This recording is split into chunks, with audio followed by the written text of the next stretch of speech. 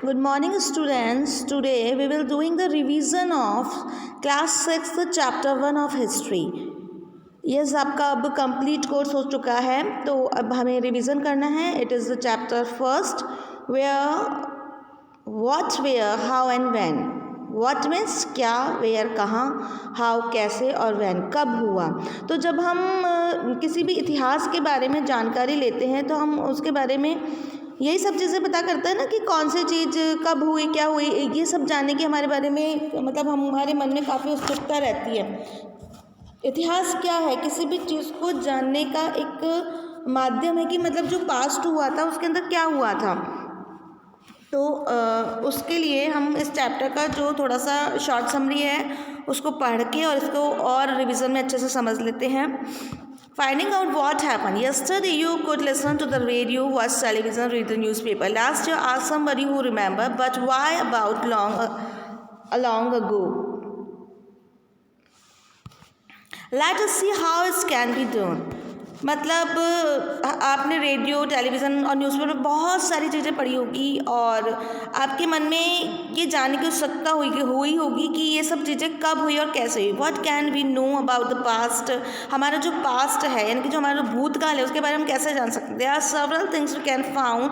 What we will add, the kinds of the clothes they wore, the houses and ways they live. We can find out about lives of hunters, hatchers, farmers, rulers, merchant, priest, craft person, artists, and musician, and the scientists. We can also find out from the games children play, the stories they heard, the plays they saw, the songs they sang. तो भूतकाल के बारे में आप लोगों को ये जानने की बहुत इच्छा होती होगी कि किस तरह के लोग पहले रहते थे, कैसा उनका पहनावा था और वो क्या क्या काम करते थे. Where did people live? अब हमें ये जानना है. Find the river Namrata on map first.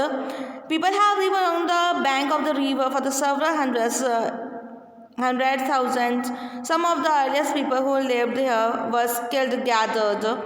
That is, people who gathered their food. They knew about the vast wealth of the plants in the surrounding forest and they collect roots, fruits and others forest products for their food. तो हमें ये बताया गया है कि इस map में देखिए जो कि फर्स्ट मैप बता रखा है उसमें बोला कि लोग नर्मदा नदी के किनारे रहते थे और वहाँ क्यों रहते थे, क्योंकि वहाँ उनको उनका जो भोजन होता था ना वो आसानी से मिल जाता था और इसलिए वो भोजन की तलाश में जंगलों में घूमते थे और उनकी जड़ और फ्रूट जो भी जंगलों से उपलब्ध होने वाला जो भी प्रोडक्ट था वो उसका यूज़ करते थे.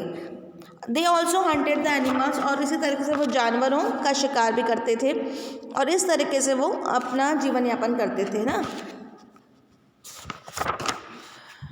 Names of the land. अब इस टॉपिक के बाद जो नेक्स्ट टॉपिक आता है वो है names of the land. Two of the words we often use for our country are India and Bharat. The word India comes from Indus, called Sindhu in Sanskrit. Find Iran, Greece in your atlas. तो भारत जो हमारा India का नाम है वो क्यों रखा गया, वो नाम कैसे आया उसके बारे में बताया गया है कि टू वर्ड्स जो हैं वो अधिकतर यूज़ किए जाते हैं, इंडिया और Bharat. The word India comes from the Indus और जो इंडिया वर्ड आया वो इंदस से आया जो कि संस्कृत में यूज़ लिया जाता था. Find Iran and Greece your atlas. The Iranians and the Greek who came to the north west about the 2500 years ago. और जो ईरानी और ग्रीक लोग हैं वो 2500 साल पहले आए थे and were familiar with the Indus, called its Hindus and the Indos. और वो इस तरीके से हिंदोज और इंदोज इन वर्डों का यूज़ करते थे इंडिया के लिए, तो इसलिए जो इंडिया का नाम इंडिया पड़ गया. ठीक है, तो यहाँ हमें ये समझ में आता है कि भारत का नाम इसलिए भारत पड़ा. एक तो संस्कृत भाषा में इसको इंदूज के नाम से कहा जाता था और जो ग्रीक और जो ईरानी लोग थे वो उसको इंदोज और हिंदोज कहते थे. दैट इसलिए उसका जो नाम है भारत का वो इंडिया पड़ा. The name Bharat was used for a group of people who live in the north west and who were mention in the Rigveda. The earliest composition in the Sanskrit later is was used for the country. तो भारत जो नाम पड़ा वो उन लोगों के समूह का नाम पड़ा जो कि ऋग्वेद का पठन करते थे संस्कृत में, यानी कि जो लोग ऋग्वेद को जानते थे संस्कृत में, उनके समूह का जो नेम पड़ा वो भारत पड़ा। Later is use for the country, और फिर बाद में ये केवल ग्रुप का नाम नहीं रहा, पूरे देश का नाम हो गया। Finding out about the past, अब हमें पास्ट के बारे में जानकारी किस किस चीज़ से मिल सकती है। There are several ways of finding out about the past. One of search for read books and were written long along this collect the manuscript because they were written by hand. These comes from the Latin word manu meaning the hand. मतलब जो भारत के भूतकाल के बारे में, इसके इतिहास के बारे में हमें जानकारी प्राप्त करनी है तो वो हमें मनुस्क्रिप्ट से मिल जाती है। मनुस्क्रिप्ट का मतलब जो हस्तलिपियाँ होती हैं वो होती है हाथ से लिखी हुई लिपियाँ। These were usually written on the palm leaf, और ये जो है पत्तों पर लिखी जाती थी ऑन द पाम लीफ, और specially prepared bark of the tree known as the beech which grows in the Himalayas. Over the years, many manuscripts were eaten away by the insect, some of the destroyed, but many have survived, often preserved in the temples and the monsters. These books dealt with all the kinds of the subject religion believes in the practice. तो ये जो manuscript है, क्योंकि ये पत्तों पर लिखी जाती थी, तो कई तो मनुस्क्रिप्ट जो हैं वो बिल्कुल नष्ट हो गई है क्योंकि उनको कीड़े मकोड़ों ने खा लिया है, और कई जो है अभी तक सुरक्षित है। तो इनसे हमें पास्ट के बारे में जानकारी मिलती है। और किस चीज़ से हमें जानकारी मिलती है? There were many others things that were made and use in the past. Those who studies this object are called the archaeologists. They study the remains of the building made of the stones and brick, painting and the sculptures. They also explore and excavate to find tools, weapon, pots, pans, ornaments and coins. Some of the object may be made of stones, others of bone, baked clay or metal. Objects that are made of hard infrangible substance जो they serve for a long time. तो केवल जो manuscript है उसी से ही हमें इतिहास की जानकारी नहीं मिलती है। इतिहास की जानकारी हमें और भी बहुत चीज़ों से होती है, क्योंकि जब खुदाई हुई, जो पुरातत्व विभाग होता है उनके द्वारा, जो पुरातत्व वेत्ताओं ने जब खुदाई की तो उसमें उन्हें कई पुराने बर्तन मिले, कई पुरानी मूर्तियाँ मिली, कई पुराने हथियार मिले, कई पुराने औजार मिले, और उनसे भी काफ़ी जानकारी मिलती है कि उस तरह के लोग किस तरीके का जीवन यापन करते होंगे या किस तरह के जो चीज़ों को यूज़ लेते थे ना। तो इस तरीके से हमें इन पुरानी चीज़ों से भी पास्ट के बारे में पता लगता है। जैसे कि यहाँ पे पिक्चर्स में ये देखिए कितना सुंदर सा मटका दिखाया गया और इसके ऊपर इतनी सुंदर सी कलाकारी होती है। One past or many. Did you notice that the title of the book are past?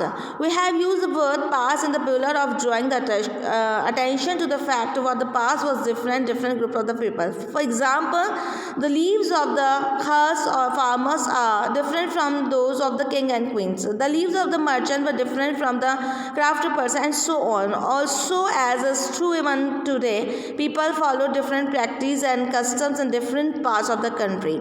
तो जो हमारा ये जो बुक का नाम है आर पास्ट, इसके अंदर हमें कई चीज़ें पढ़ने को मिलती है और आप ये जानेंगे कि एक किसान की जो लाइफ स्टाइल वो अलग है, एक राजा की लाइफ स्टाइल अलग है, एक व्यापारी की लाइफ स्टाइल अलग है, एक मजदूर की लाइफ स्टाइल अलग है। For example, today most people living in the Andaman Island get their own food by fishing, hunting and collecting forest product. By contrast, more people living in the cities depends on other for the supplies of the food. Difference such as these excited in the past as well. और अभी इसमें example दिया गया है कि जैसे कि कई लोग तो अंडमान आइलैंड पर रहते हैं तो वो अपना जो जीवन चलाते हैं वो फिशिंग से चलाते हैं, हंटिंग से चलाते हैं और जो फॉरेस्ट प्रोडक्ट्स होते हैं उनसे चलाते हैं। यानी कि उनका मुख्य व्यवसाय क्या हो गया? मछली पालन हो गया, मछली को बेचना हो गया, शिकार करना हो गया, और जो भी जंगल से उन्हें जो चीज़ें मिलती हैं उनको वो यूज़ करते हैं और बेचते हैं। लेकिन जो लोग शहर में रहते हैं वो क्या करते हैं? वो फूड की सप्लाई करते हैं। तो इस तरीके से लोगों का रहन सहन और लोगों का जो एक व्यवसाय हो गया वो डिफरेंस हो गया. Beside this the another kind of the difference we know the great deal about the kings and the battles they fought because they kept records of the victories. इसके अलावा पास्ट में हमें जो भी युद्ध हुए उसके बारे में भी जानकारी मिलती है. Generally ordinary people such as the hunters, fishing, folks gathers, farmers does not keep the record of what they did, while the archaeology help us to find out about their lives. अब जैसे जो राजा महाराजा होते हैं उनके तो युद्धों की जानकारी हमें फिर भी मिल जाती है, लेकिन जो नॉर्मल व्यक्ति है वो क्या कर रहा है उसकी जानकारी नहीं मिलती है. तो उसकी जो जानकारी हमें चाहिए होती है वो हमें किससे मिलती है? पुराने बर्तनों से, पेंटिंग से, या फिर जो व्यक्ति जो दैनिक उपयोग की चीज़ें यूज़ करता है उन सब चीज़ों से हमें उसकी जानकारी मिलती है. What do dates means? Dates क्या होती है? दिनांक, तारीख क्या होती है? If somebody ask you the date, you will probably mention the day, month and year. 2000 and something. These years are counted from the dates generally assigned to the birth of the Jesus Christ, the fount of the Christianity. So 2000 means 2000 years after the birth of the Christ.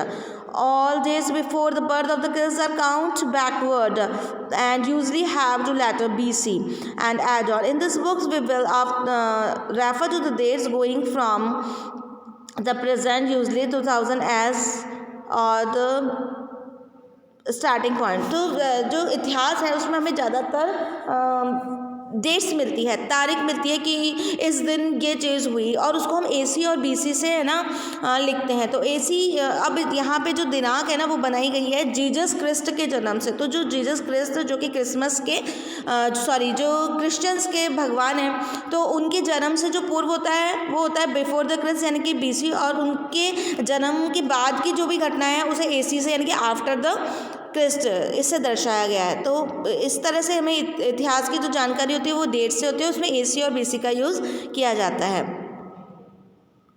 Later with the days BC we have seen the standard of before Christ, you will something and find. यही चीज़ मैंने आपको बताई थी, before Christ और AC after the Christ.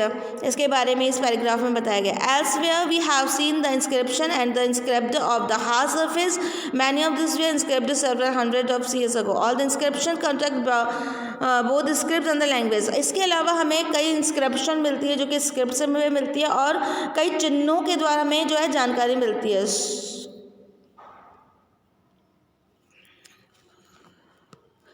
जैसा कि इस चित्र में जो है काफ़ी चिन्ह बनाए गए हैं और उसके द्वारा इसकी जानकारी बताई गई है. One of the most famous stories of the script land comes from the Egypt and country in the north Africa where and there were kings and queens about 5 years ago.